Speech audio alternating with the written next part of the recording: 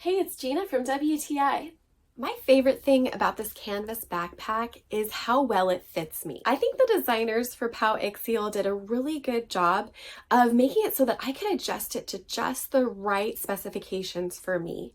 I'm 5'4", 135 pounds, and a lot of times backpacks just feel like I can't get them to fit correctly. And even though this is a big bag, it can fit a lot of things in it, the way that it folds in the front just makes it look so much more compact than it really is. The straps are extremely comfortable, and again, I just love that it doesn't look super bulky when I wear it. I got the color black, which to me is a little bit more on the charcoaly side. It's made with a really nice quality canvas and the stitching is very secure.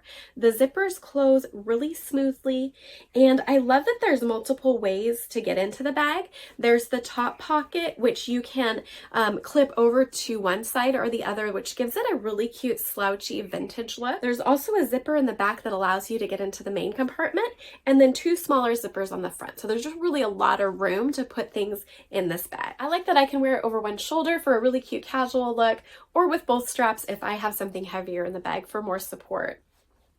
I think this is just a super cute canvas bag. I love it for everyday use, and that's my point of view.